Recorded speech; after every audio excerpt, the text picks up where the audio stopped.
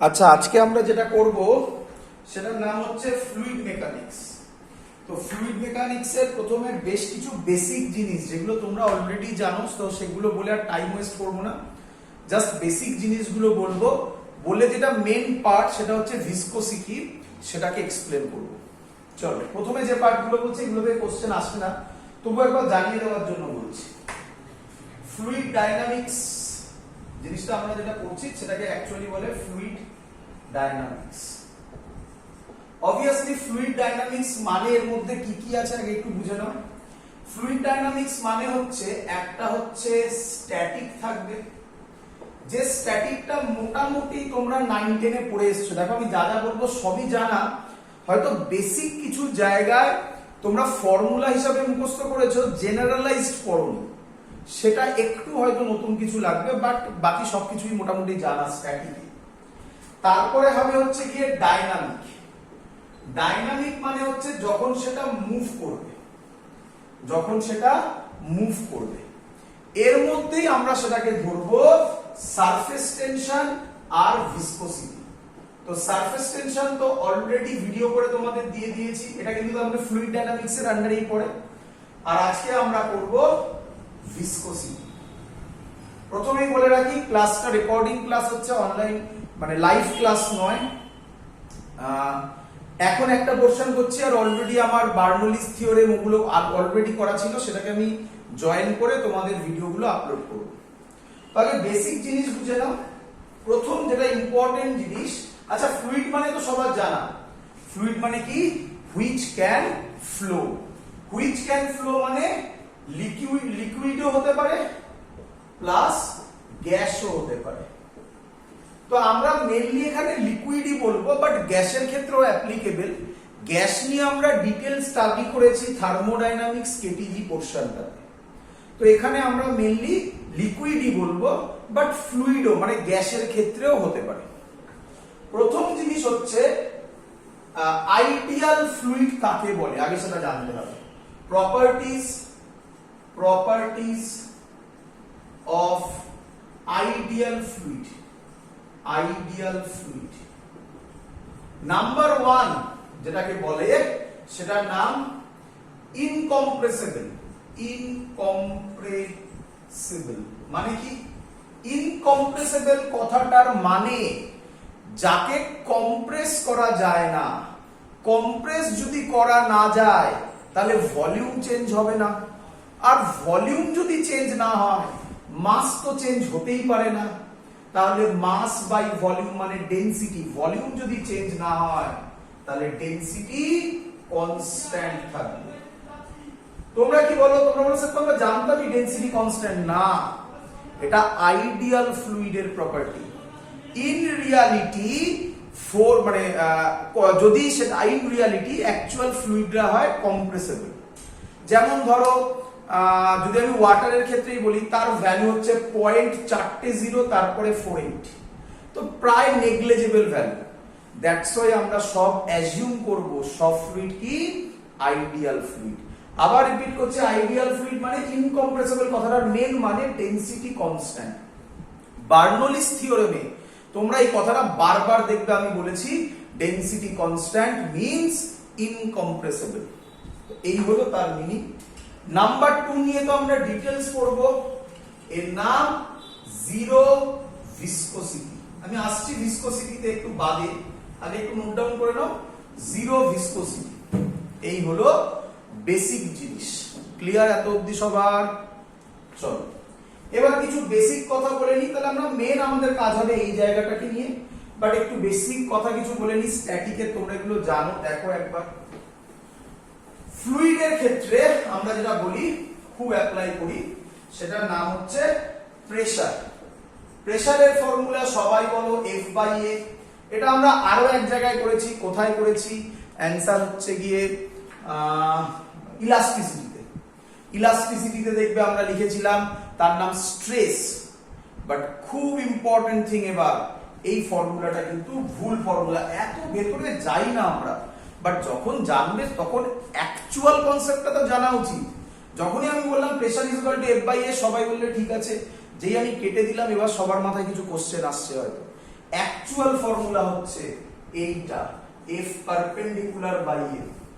এগুলোই স্টুডেন্টরা মিস করে, এফ পারপেন্ডিকুলার বাই এ। তার মানে প্রেসারের ক্ষেত্রে ফোর্সটা সবসময় কোন ফোর্স হবে? Perpendicular force, perpendicular force. ধরো এই একটা এরিয়া, আমি ধরো এখানে একটা এইভাবে ফোর্স দিচ্ছি, তাহলে এই অ্যাঙ্গেল এইটা হবে অ্যাকচুয়াল ফোর্স, মানে এটা যদি আমি থিটা ধরি এফ কস থিটা হবে। এরকম কোনো মানে নেই যে সবসময় এফ কস থিটাই হবে, কেন? এটা যদি থিটা হতো তাহলে এটা এফ কস থিটা হয়ে যেত। তো সবসময় কোনটা রেসপন্সিবল? Perpendicular force. যাই হোক, আমরা বাই ডিফল্ট সবসময় ধরবো প্রেসার মানে ফোর্স বাই এরিয়াই আমরা লিখবো এরপর থেকে, বাট মাথার মধ্যে থাকবে এই ফোর্সটা কি ফোর্স? Perpendicular force. ছোট ছোট জিনিস ইউনিট সবার জানা, newton per metre square, pascal, সবার আশা করি এগুলো সব জানা। তো এখানে বলে আমি আর টাইম ওয়েস্ট করছি না। যেটা আরেকটা ইম্পর্টেন্ট জিনিস জানা উচিত সেটা হচ্ছে, ধরো এখানে ফ্লুইড আছে, এখানে অ্যাটমসফিয়ারিক প্রেসার পি নট, তাহলে এই পয়েন্টে প্রেসার কত হবে? অ্যানসার, এর হাইট যদি h হয়, এর ডেনসিটি যদি রো হয়, তাহলে এই পয়েন্টে প্রেসার হবে পি, পি নট তো ছিলই, প্লাস আশা করি সবাই জানো h রো জি, h রো জি। এর ডেরিভেশনও আছে, দরকার নেই এগুলো মিছিমিছি টাইম ওয়েস্ট। দেখবে বইয়ের মধ্যে কারোর কারোর বইতে আছে ইউটিউব দিয়ে বেশ কিছু প্রবলেম আছে। আমি এসএইচএম এর কথা বলছি না, এসএইচএম এ আমি ইউটিউব করিয়েছি। এখানে ব্যারোমিটার আছে, এখানে ওগুলো এখন ওখান থেকে কোশ্চেন আসে না। তোমরা দেখবে এইচসি বর্মা যদি খোলো, তাহলে সেখানে দেখবে একটা চ্যাপ্টার আছে যেখানে স্যাচুরেশন, ভেপার প্রেসার, এসব নিয়ে অনেক কিছু বলা আছে। ওগুলো এখন সিলেবাসের বাইরে, ওগুলো থেকে আর কোশ্চেন আসে না। তো এই জায়গাগুলো তাই আমরা একটু তাড়াতাড়ি করে বেরোচ্ছি। ক্লিয়ার? এগুলো সবার জানা। তাহলে হাইটের জন্য যে এক্সট্রা প্রেসার হবে সেটা হচ্ছে এইচ রো জি। তো এগুলো আশা করি সবার ক্লিয়ার। এবার মেইন জায়গাতে আসি। প্রথম জিনিস যেটা আমরা করব সেটার নাম হচ্ছে স্ট্রিমলাইন ফ্লো। স্ট্রিমলাইন ফ্লো খুব ইম্পর্টেন্ট, ভালো করে বুঝবে। স্ট্রিমলাইন ফ্লো মানে কি? স্ট্রিমলাইন ফ্লো মানে হচ্ছে, ধরো একটা পাইপ আছে আমার কাছে, এটার মধ্যে দিয়ে যদি লিকুইড আমি যেভাবে ড্র করছি এইভাবে ফ্লো হয়, মানে সহজ ল্যাঙ্গুয়েজে আমি যদি কতগুলো লেয়ার ভাবি এখানে, তাহলে প্রত্যেকটা লেয়ার প্রত্যেক লেয়ারের সাথে যদি ইন্টারসেক্ট না করে, then this flow is called streamline flow. এই ফ্লোকে বলা হয় স্ট্রিমলাইন ফ্লো। এটাও স্ট্রিমলাইন ফ্লো, যেটা আমি এখন আঁকছি, দেখো এইভাবে আঁকছি, এটাও স্ট্রিমলাইন ফ্লো। আর পাইপ আঁকলাম না, এটাও স্ট্রিমলাইন ফ্লো। মানে সহজ কথায় এইখানে যে পার্টিকেলটা আছে সেটা যে পাথে যাবে, এর পেছনের যে পার্টিকেল, সেই পার্টিকেলটা আগের পার্টিকেলের পাথকেই ফলো করবে। This is called streamline flow. আর যদি না ফলো করে, যদি এরকম এরকম মোশন হয়, then it is called turbulent flow. তো আমরা মেইনলি স্ট্রিমলাইন ফ্লোতেই কনসেন্ট্রেট করব। ক্লিয়ার এত অবধি? এবার আমরা যেটা শেখাতে চলেছি এটা খুব ইম্পর্টেন্ট, সেটা ভালো করে বুঝবে। আচ্ছা, তার নাম ক্রিটিক্যাল ভেলোসিটি।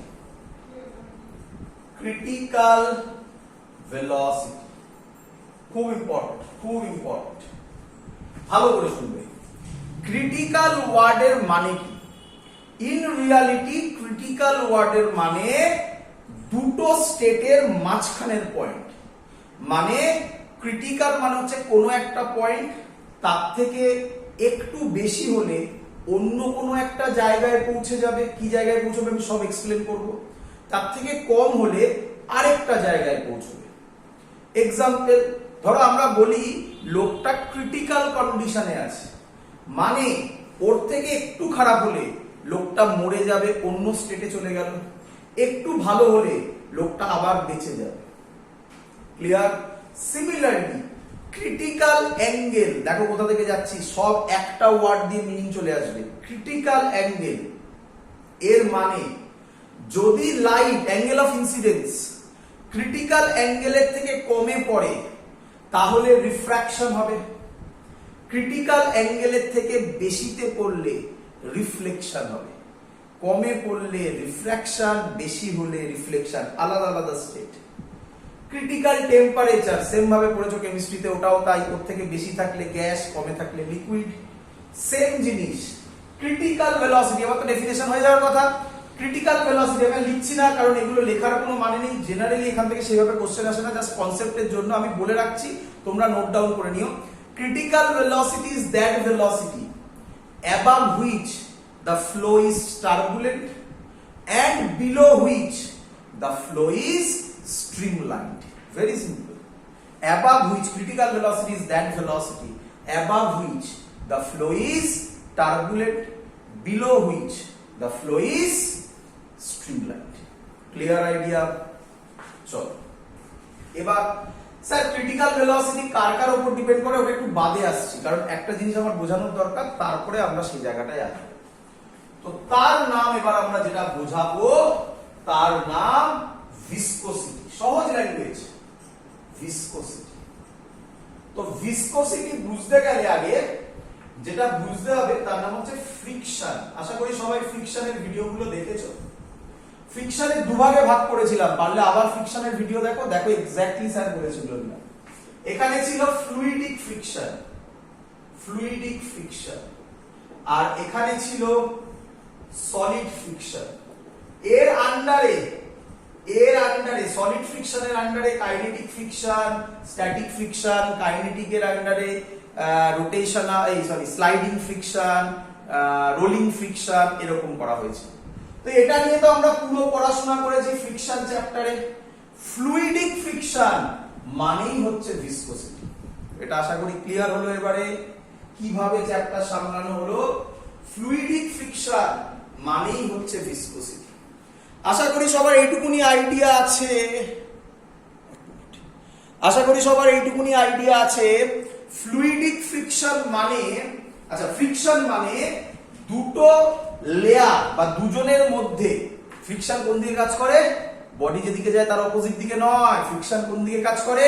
ও চায় রিলেটিভ মোশন বা রিলেটিভ মোশনের টেন্ডেন্সিকে অপোজ করতে।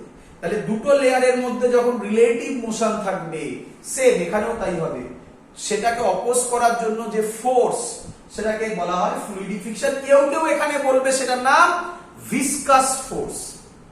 ফ্লুইডিক ফ্রিকশনের জন্য যে ফোর্স, সেটাকে বলা হয় কেউ কেউ ভিসকাস ফোর্স। ক্লিয়ার এত অবধি? এবার কিছু ডিফারেন্স আছে, বিরাট বড় বড় ডিফারেন্স। প্রথম ডিফারেন্স বলি আগে। ফ্লুইডিক ফ্রিকশন আর সলিড ফ্রিকশনের সবথেকে বড় ডিফারেন্স, সিমিলারিটিস তো বললাম একই জিনিস। সলিড ফ্রিকশন এরিয়ার উপর ডিপেন্ড করে না, সে তুমি লিমিটিং ফ্রিকশন ধরো আর রোলিং ফ্রিকশন ধরো, দুটোই এরিয়ার উপর ডিপেন্ড করে না। whereas ফ্লুইডিক ফ্রিকশন বা ভিসকোসিটি ডিপেন্ডস অন এরিয়া। বলবো সব দেখাচ্ছি। তো তার আগে একটা ছবি বোঝো। ভাবো এটা আমার পাইপ, ভাবো এটা পাইপের মিডল লেয়ার, এর মধ্যে দিয়ে লিকুইড ফ্লো হচ্ছে, আমরা সব স্ট্রিমলাইন করব। ক্লিয়ার? আচ্ছা স্ট্রিমলাইন যদি ফ্লো হয়, আচ্ছা একটা ইম্পর্টেন্ট জিনিস মিস করেছি, স্ট্রিমলাইন আমি এখানে বলে দিচ্ছি, ওটাকে পড়ে দিই। স্ট্রিমলাইন যদি ফ্লো হয়, এখান দিয়ে আমি ভাবছি এখান দিয়ে লিকুইড ফ্লো হচ্ছে, আমি তাকে লেয়ার ওয়াইজ কাটছি। ইমাজিন করো, এই হলো একটা লেয়ার, এই হলো আরেকটা লেয়ার, এই হলো এটা মিডল লেয়ার, হ্যাঁ, এই হলো আরেকটা লেয়ার, এই হলো আরেকটা লেয়ার। এরকম প্রচুর লেয়ার হতে পারে, আমি সহজ করার জন্য একটা 5টা বলেছি টোটাল। 1 2 3 4 5। কমন সেন্স ইউজ করো। এটা হচ্ছে পাইপের কি বলবো সলিড পোরশন, এটা লিকুইড লেয়ার ফ্লো হচ্ছে। এই লেয়ারটা পাইপের একদম কাছে আছে, ও যখন মোশনে থাকবে এই পাইপের লেয়ারটা বলবে তোমাকে যেতে দেব না, তাহলে উল্টো দিকে একটা ফোর্স দেবে, সেই ফোর্সটার নামই ভিসকাস ফোর্স। তাহলে আমাকে বলো এর ভেলোসিটি কম হবে না বেশি হবে? आंसर কম হবে, ফ্রিকশন আছে, উল্টো দিকে ফোর্স দেবে। তো আমি ধরলাম এটা এর ভেলোসিটি, এই অ্যারোটা ভাবো এর ভেলোসিটি। আর ক্লিয়ার হবে, ধৈর্য ধরো।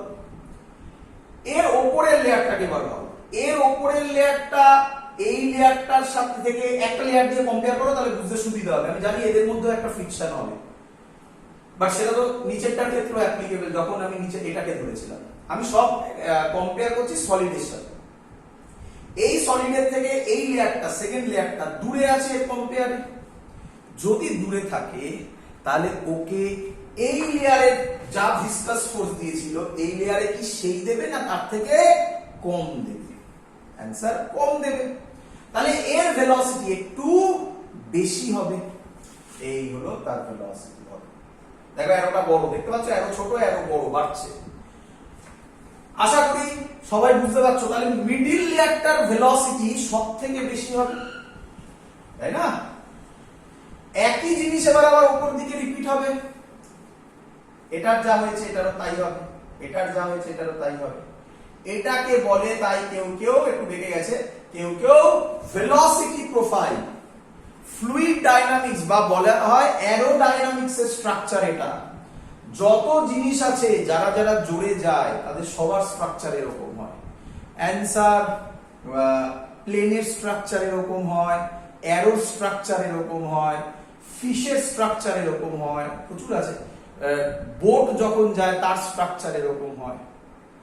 এই হলো তার মিনিং। কোন কোন বইতে এটা বোঝানোর জন্য শুধু ওপরের পোরশনটা আঁকা আছে এইটুকুনি, মানে এটা জয়েন করা নেই, এইটা আঁকা আছে, দেখবে। মানে এটা বোঝাচ্ছে যে এখানে বাড়ছে, মিডিল অবধি করা আছে, ম্যাক্সিমাম অবধি, ওপরটা করেনি। এবার এখানে বুঝতে গেলে একটা টার্ম বুঝতে হবে, তার নাম হচ্ছে ভেলোসিটি গ্রেডিয়েন্ট। ভেলোসিটি গ্রেডিয়েন্ট নাম থেকেই বুঝতে পারছো। গ্রেডিয়েন্ট কথাটা কখন ইউজ হয়? যখন ডিসটেন্স দিয়ে ডিভাইড হয়, তো সেটাকে বলা হয় ডেল্টা ভি বা ডিভি, যেটা ইচ্ছা বলতে পারো, ডেল্টা বলতে পারো, বাই ডিএক্স করতে পারো, কোন কোন বই জেডও করে, মানে বোঝো। দেখো ধরো এদের মধ্যেকার ডিসটেন্সটা আমি ধরলাম এক্স, এদের মধ্যে যা এক্স, এদের মধ্যে এক্স বাড়বে, বলো বুঝছো কিনা? এদের মধ্যে যা এক্স, এদের মধ্যে এক্স বাড়বে। এক্স যদি বাড়ে তাহলে ভেলোসিটিও বাড়বে। তাহলে এর ভেলোসিটি যদি ভি হয়, এর ভেলোসিটি যদি ভি প্লাস ডিভি হয়, আর এটা এক্স হলে এটা যদি হয় এক্স প্লাস ডিএক্স, তাহলে কতটা ভেলোসিটি বাড়লো? ডিভি। কতটা ডিসটেন্সের গ্যাপের জন্য এটা এক্স, এটা X plus d x, answer d x. তাই এদের রেশিওকে বলা হয় ভেলোসিটি গ্রেডিয়েন্ট। ক্লিয়ার? আরো ক্লিয়ার হবে, দেখো। আচ্ছা, আমি কি বলতে পারি force, viscous force is directly proportional to d v by d x? অনেকে delta v by delta x করে, কিছু যায় আসে না, করতে পারো। বলে কি রকম হলো স্যার? বোঝো, দেখো সুন্দরভাবে বুঝতে পারো। আচ্ছা, এফ মানে হচ্ছে ভিসকাস ফোর্স। যত এক্স বাড়বে, বলো আমাকে, যত এক্স বাড়বে, একটা লেয়ারে বোঝো, দুটো নয়, কারণ ওটা তো রিপিটেশন হচ্ছে। যত এক্স বাড়বে তত ভিসকাস ফোর্স কমবে না বাড়বে? এখান দিয়ে বলো, এখান দিয়ে বলো।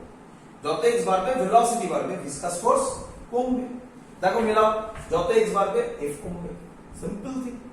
এবার ভাবো, যত এক্স বাড়বে ডিভি বাড়বে। তাহলে ডিভি যদি বাড়ে ভিসকাস ফোর্স, ভেলোসিটি যদি বাড়ে ভিসকাস ফোর্স কমবে। দেখো, সরি ভুল বললাম, ভেলোসিটি যদি বাড়ে ভিসকাস ফোর্স বাড়বে। কেন? কেন?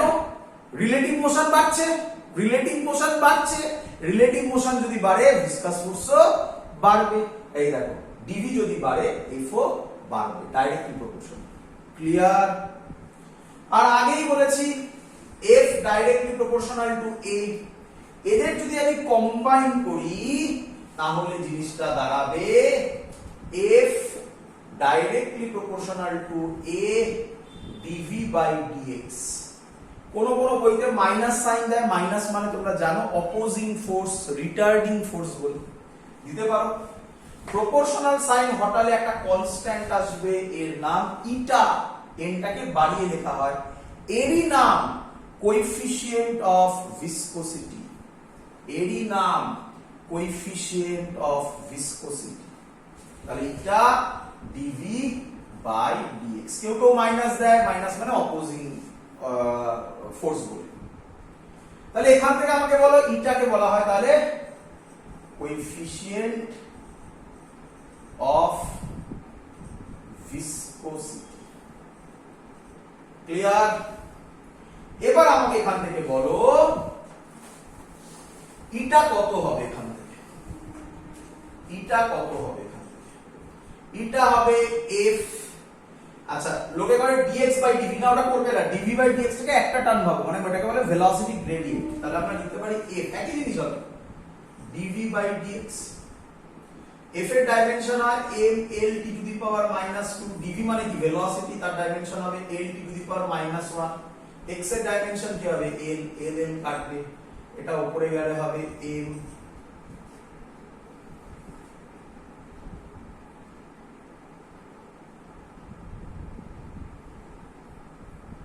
এটা হবে,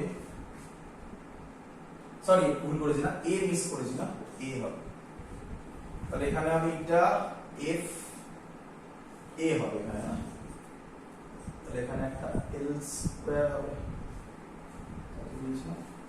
না এটা তলায় হবে, এটা তলায় হবে, তাই না? দেখে নাও একবার, এটা হবে f বাই a dv বাই dx, তাহলে এটা হবে তলায় l স্কয়ার হবে।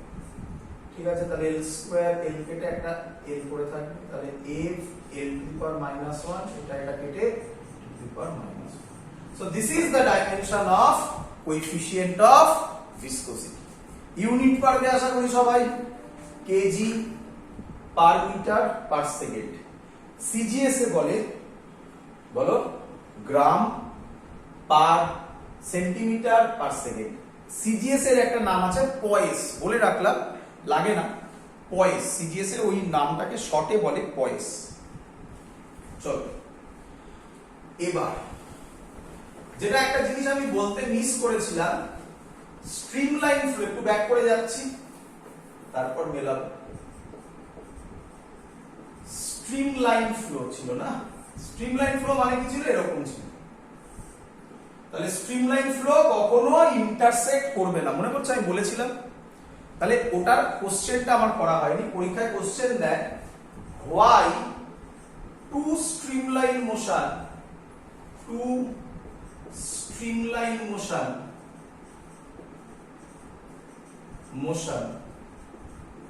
never intersect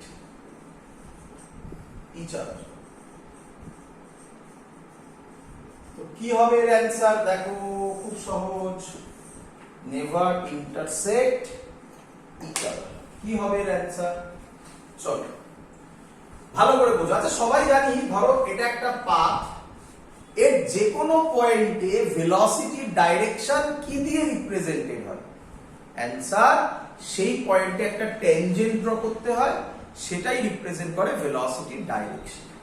আমি ধরলাম ধরো এই পয়েন্টে ভেলোসিটি ডাইরেকশন এরকম, এই পয়েন্টে ভেলোসিটি ডাইরেকশন এরকম, ট্যানজেন্ট হয়েছে। এবার আমরা প্রুফটা একটু অন্যরকম হবে, আমরা ধরে নিচ্ছি two streamline motion intersect each other, ধরে নিচ্ছি। তাহলে ধরো এই একটা স্ট্রিমলাইন মোশন হলো, আচ্ছা আমাকে বলো এই স্ট্রিমলাইনের এই পয়েন্টে ভেলোসিটি ডাইরেকশন কি হবে, অ্যানসার এদিকে হবে রাফলি। ধরলাম two streamline motion intersect each other, তাহলে এটা আরেকটা স্ট্রিমলাইন মোশন, এই ইন্টারসেকশন পয়েন্ট মানে কি নাম দিলাম পি, টি পয়েন্টে ভেলোসিটি ডাইরেকশন সেকেন্ডটার জন্য কোন দিকে হবে, ট্যানজেন্ট এরকম একটা হবে। তার মানে কি দাঁড়ালো, at the point if two streamline motion intersect each other, then at the point of intersection there will be two direction of velocities। যদি দুটো স্ট্রিমলাইন মোশন ইন্টারসেক্ট করে পি তে, তাহলে দেখা যাচ্ছে পি পয়েন্টে ভেলোসিটি দুটো ডাইরেকশন আছে। তাহলে কি এরকম হতে পারে, একই টাইমে তুমি ধরো আমি এখানে দাঁড়িয়ে আছি, একই টাইমে আমি এদিকেও যাচ্ছি আবার এদিকেও যাচ্ছি, হতে পারে কোনোদিনও? So it is impossible. তাহলে লিখবে কিভাবে, if two streamline motion line motion, ছবিটা এঁকে দেবে, ইন্টারসেক্ট ইচ আদার, এরকম টাইপের কোশ্চেন সেম অ্যান্সার হবে ক্লাস 12 এও আসবে। ওখানে তখন হবে why two lines of force, electric হতে পারে ম্যাগনেটিক হতে পারে, ইলেকট্রিক লাইন্স অফ ফোর্স আর magnetic lines of force never intersect each other, এটা ইয়ার এর কোশ্চেন ক্লাস 12 এ আসে। if two streamline motion intersect each other then there will be two direction of velocities, two direction of velocities at the intersection point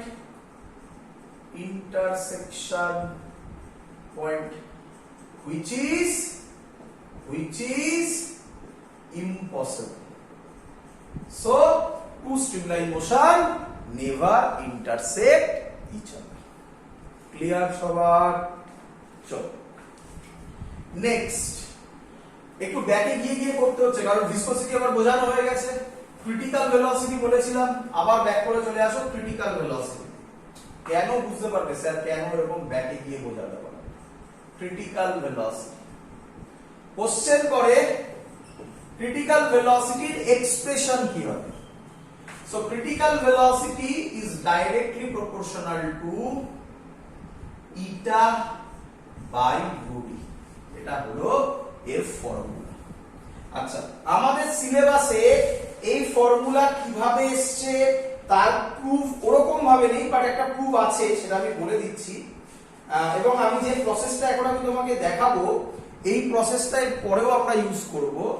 এটা পুরোপুরি dimension chapter দিয়ে তোমাকে proof করতে হবে। তোমাকে যদি কেউ বলে যে proof critical velocity depends on এটা, মানে কেউ যদি তোমায় এরকম কোশ্চেন করে যেটা উপরে হলো না কেন, মানে ইটা রো ডি হলো কেন, হলো না কেন, বা eta square rho square D cube এরকম হলো না কেন, তার প্রুফটা আমি একবার দেখিয়ে দিচ্ছি। আচ্ছা, প্রথমে আমি বলে দিই টার্মগুলোর মিনিং। এটা মানে তো জানো কোএফিসিয়েন্ট অফ ভিসকসিটি এক্ষুনি করলাম, রো মানে ডেনসিটি, ডি মানে diameter of the pipe, diameter of pipe. তো তুমি কি করবে আশা করবো সবাই জানো, আমাকে পুরোটা হয়তো করতে হবে না, দেখে নাও। VC is equal to একটা কনস্ট্যান্ট আসবে eta to the power a, rho to the power b, D to the power c। এবার আশা করি তোমরা করতে পারবে। যদি আমি a এর ভ্যালু 1 পাই, b এর ভ্যালু -1 পাই, d এর c এর ভ্যালু -1 পাই, তাহলে প্রুভ হবে এটা। আর যদি না পাই তাহলে ভুল। তারপরে লাইন আমি একটু এগিয়ে দিচ্ছি, VC এর জায়গায় লিখবে L m to the power 0, L t to the power -1। Dimension চ্যাপ্টারে এরকম অঙ্ক প্রচুর করানো আছে। k eta dimension m, L inverse t inverse whole to the power a, rho L t to the power rho হচ্ছে density mass by volume, m L to the power -3 to the power b, diameter মানে L to the power c, m to the power 0, L t to the power -1, k তো constant, m to the power a, এখানে হবে plus b। আশা করি বুঝতে পারছো, পাওয়ারে পাওয়ারে add হয়, L to the power -a -3b, t to the power ভুল করেছি, -a -3b, আর একটা আছে plus c, t to the power -a। তাহলে দেখেই বোঝা যাচ্ছে, এবার করতে পারবে a প্লাস b কত, এখানে m এর মাথায় a প্লাস b, এখানে m এর মাথায় 0, তাহলে 0। -a -3b প্লাস c কত, l এর মাথায় কত 1, তাহলে 1। -a কত -1, তাহলে a পেয়ে গেলে 1, এখান থেকে b পেয়ে যাবে, b পেয়ে গেলে c বার করে নেবেন, মিলবে। দেখবে এখান থেকে a 1 পেয়েছো, তাহলে b কত -1, এখানে a আর b এখানে বসিয়ে দাও, c ও পাবে -1, তাহলে প্রুফ হয়ে গেল এটাই। ক্লিয়ার? চলো এবার কোশ্চেন, স্যার প্রপোর্শনাল সাইনটা উঠলে একটা কনস্ট্যান্ট আসবে, কনস্ট্যান্টটা কি সেটা বলছি, কারণ এটা একটা ইম্পর্টেন্ট, মাঝে মাঝে দেয় এটা। এর নাম, এই কনস্ট্যান্টটা যদি আমি তুলে দিই তাহলে নাম হবে রেনল্ডস নাম্বার, আরই বলে, কেউ কেউ শুধু আরও বলে, আরই বলে। আরই কে কি বলা হয়? Reynolds number, Reynolds number, Reynolds number. আচ্ছা, রেনল্ডস নাম্বার যদি তোমাকে কেউ বলে হোয়াট ইজ রেনল্ডস নাম্বার, তাহলে তুমি কি ডেফিনেশন লিখবে? শোনো, তুমি লিখবে Reynolds number is a dimensionless quantity, তাই না? রেনল্ডস নাম্বারে কোনো ডাইমেনশন নেই। কেন নেই? তুমি তো দেখলে এক্ষুনি, ওটা বাদ দিয়ে আমরা পুরো প্রুফটা করলাম। So it is a dimensionless quantity and it defines the flow is, এটাই ডিফাইন করে অ্যাকচুয়ালি, দ্য ফ্লো ইজ, ওই যে বলেছিলাম streamline or turbulent. The flow is streamlined or turbulent. Generally দেখা গেছে যদি R এর ভ্যালু less than 2000 হয়, মানে 2000 এর less than 2000 হয়, রাফ কথা, তাহলে সেটা স্ট্রিমলাইন হয়। মনে রাখতে হবে না, জাস্ট বলছি একটা এক্সাম্পলের জন্য। আর তার উপরে হলে টার্বুলেন্ট হয়। ক্লিয়ার? এই জায়গা থেকে সেরকম কোশ্চেন আসে না। এবার যেটা আমরা করব, এটা ইম্পর্টেন্ট, এর নাম স্টোকস ল। লিখে দাও, স্টোকস ল। কি বলছে স্টোকস ল? ভালো করে দেখে নাও। আচ্ছা, প্রথমে লিখে নি Stokes law. The backward force, the backward force, sorry, the backward viscous force, backward viscous force acting on a small spherical body, acting on a small spherical body of radius r, of radius r in an infinite extension fluid. The backward viscous force acting on a small spherical body of radius r in an infinite extension fluid is equal to 6 pi eta r v। Formula বাবা মুখস্থ করবে। 6 pi এর পুরো dimension দিয়ে হবে, দেখাচ্ছি। 6 pi, এটা বেশি দেয় হ্যাঁ পরীক্ষায়, এটা মেইনলি বার্নৌলিস থিওরেম। তারপরে দিতে পারে স্ট্রিমলাইন, দ্যাটস অল, আর সেরকম কিছু আসে না। চল, I squared equal to 6 pi eta r v। এবার সব এক এক করে বলবো। 6 pi কনস্ট্যান্ট ছেড়ে দাও, ইটা মানে কোএফিসিয়েন্ট অফ ভিসকোসিটি করলাম, আর মানে radius of the spherical body, খুব ইম্পর্টেন্ট। তাহলে নাম্বার